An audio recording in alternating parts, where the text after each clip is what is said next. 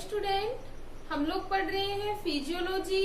और फिजियोलॉजी के last class में जो हमारा टॉपिक चल रहा था वो चल रहा था यूरियोटेलिक एनिमल्स या यूरियोटेलिक जीव, जिसमें हम लोगों ने बता दिया था कि वे जीव जो यूरिया का एक्सक्रीशन करते हैं एक्सक्रीटरी प्रोडक्ट के रूप में क्या कहलाते हैं, यूरियोटेलिक। इतना क्लियर है। इसके साथ ही साथ हम लोगों ने पढ़ा था सिंथेसिस ऑफ यूरिया।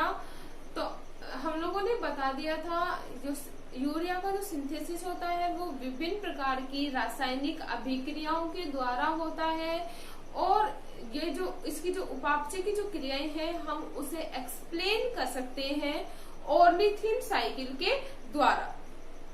तो हम लोग आज पढ़ेंगे chemical reaction of urea synthesis. तो हमारा जो टॉपिक है वो क्या है, यूरिया संश्लेषण की रासायनिक क्रियाएं या chemical reaction of urea synthesis. Chemical reaction of urea synthesis. तो सबसे इम्पोर्टेंट बात, जो यूरिया का जो संश्लेषण होता है वो उसमें 5 रासायनिक अभिक्रियाएं होती हैं या 5 केमिकल रिएक्शन के द्वारा यूरिया का क्या होता है, संश्लेषण। हम लोग फर्स्टली इसकी केमिकल रिएक्शन पढ़ेंगे और इसके बाद हम लोग पढ़ेंगे ऑर्निथिन साइकिल में कि किस प्रकार ऑर्निथिन साइकिल के द्वारा हम एक्सप्लेन कर सकते हैं यूरिया सिंथेसिस के बारे में। इतना क्लियर है। तो हम लोग देखते हैं कि कौन कौन से रिएक्शंस के थ्रू आउट यूरिया का सिंथेसिस होता है। इसमें जो फर्स्ट रिएक्शन होती है, फर्स्ट रिएक्शन है कार्बामाइल फास्फेट का निर्माण। कार्बामाइल फास्फेट का निर्माण। सेकंड जो केमिकल रिएक्शन होती है वो है आर्जिनोसक्सिनिक अम्ल का, या पहले है सीटुलिन का निर्माण। सेकंड जो रिएक्शन होती है वो है फॉर्मेशन ऑफ सीटुलिन या सीटुलिन का निर्माण। इसके साथ ही इसमें जो थर्ड रिएक्शन होती है वो है आर्जिनोसक्सिनिक अम्ल का संश्लेषण। आर्जिनोसक्सिनिक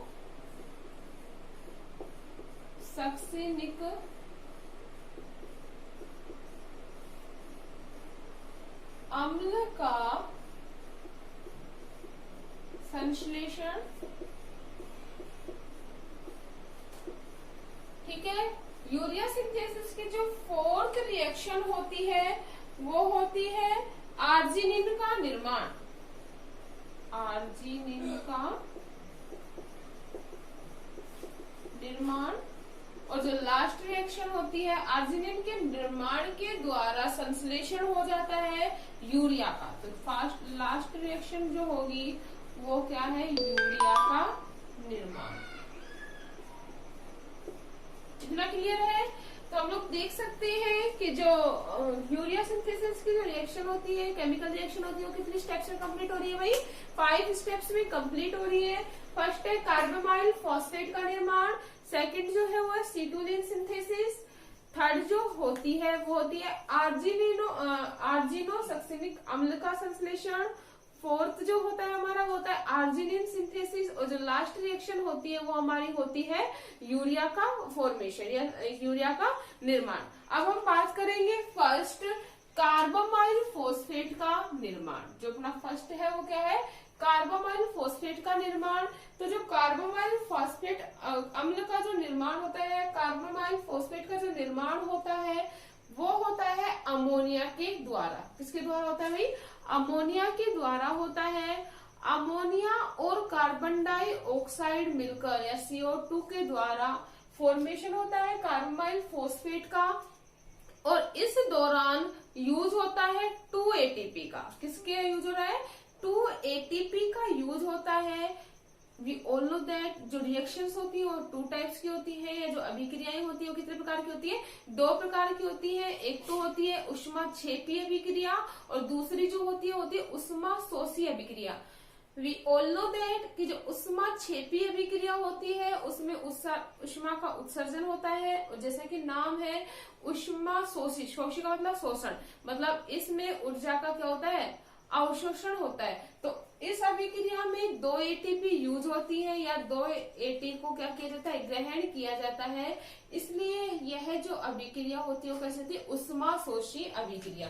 क्लियर है? तो हम लोग देखेंगे कार्बोमाइल फॉस्फेट का निर्माण, CO2 plus NH4, CO2 plus NH4 plus 2 ATP और 2 मॉलिक्यूल यूज होता है इसमें वाटर का। क्या बनेगा, कार्बामाइल फॉस्फेट। किसका होगा, तो हम लोग देख सकते हैं कार्बन डाइऑक्साइड, अमोनिया और 2 एटीपी और 2 मॉलिक्यूल वाटर का यूज होकर क्या बनता है, कार्बामाइल फॉस्फेट का फॉर्मेशन होता है, और 2 एटीपी प्लस इनऑर्गेनिक फॉस्फेट का क्या होता है, फॉर्मेशन होता है।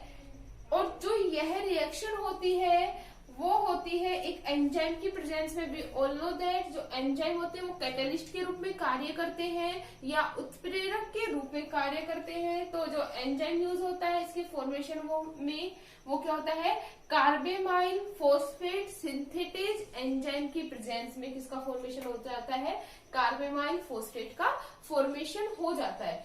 सेकंड अब हम बात करेंगे फॉर्मेशन ऑफ सीटुलिन या सीटुलिन का निर्माण।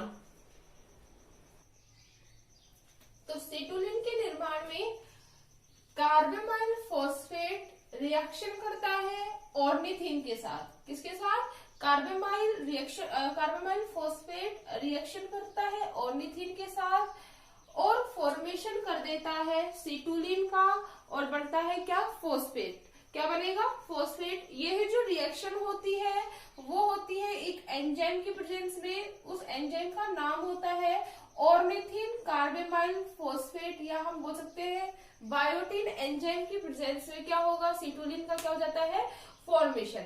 इतना क्लियर है? वापस देखना, कार्बामाइल फॉस्फेट ऑर्निथिन के साथ रिएक्शन करेगा किस एंजाइम की प्रेजेंस में, ऑर्निथिन कार्बामाइल फॉस्फेट एंजाइम की प्रेजेंस में, और क्या बना देता है, सीटुलिन का फॉर्मेशन कर देता है, और क्या बनेगा, एक फॉस्फेट अणु का क्या हो जाता है, फॉर्मेशन हो जाता है। थर्ड जो केमिकल रिएक्शन होती है उसमें बनता है आर्जिनिनो सक्सिनिक एसिड का फॉर्मेशन। आर्जिनिनो सक्सिनिक एसिड की जो फॉर्मेशन होता है सीटुलिक प्लस एस्पार्टिक एसिड की प्रेजेंस में। सीटुलिन और एस्पार्टिक अम्ल मिलकर एक एटीपी यूज होती है, एस्पार्टिक एसिड यूज होकर या मिक्स होकर किसका फॉर्मेशन करते हैं, आर्जिनिनो सक्सिनिक अम्ल का फॉर्मेशन करता है। और इसमें भी एक एंजाइम काम आता है, वो है आर्जिनिनो सक्सिनेट सिंथेटेज एंजाइम। कौन सा, आर्जिनिनो सक्सिनेट सिंथेटेज एंजाइम की प्रेजेंस में किसका संश्लेषण हो जाता है, आर्जिनिनो सक्सिनिक एसिड का फॉर्मेशन हो जाता है, और एक इनऑर्गेनिक फॉस्फेट का क्या होता है, फॉर्मेशन होता है। इतना क्लियर है? अब हम बात करेंगे फोर्थ रिएक्शन की।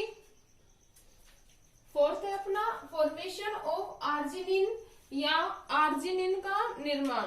तो आर्जिनो सक्सिनिक अम्ल इसकी प्रेजेंस में आर्जिनिनो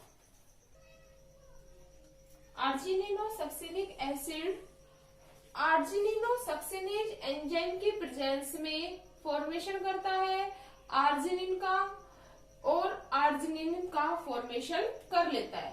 क्लियर है इतना? तो ये क्या था हमारा, फॉर्मेशन ऑफ आर्जिनिन या आर्जिनिन का संश्लेषण। आर्जिन का संश्लेषण।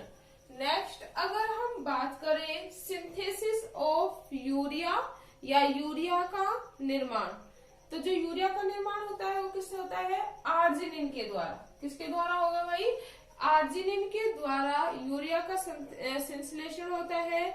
जो आर्जिनिन है आर्जिनेस एंजाइम की प्रेजेंस में। किसमें? आर्जिनिन, आर्जिनेस एंजाइम के प्रेजेंस में विघटित होकर ऑर्निथिन का फॉर्मेशन करता है, और जो यूरिया होता है उसका क्या हो जाता है? निर्माण हो जाता है। क्लियर है इतना? वापस से देखना, फॉर्मेशन ऑफ यूरिया में आर्जिनेस एंजाइम की प्रेजेंस में विघटित होकर आर्जिनिन अलग हो जाता है, और क्या हो जाता है? फॉर्मेशन ऑफ यूरिया कंप्लीट हो जाता है। तो ये था हमारी chemical reaction of urea formation. Next हम पढ़ेंगे ऑर्निथिन साइकिल के बारे में। इतना क्लियर है?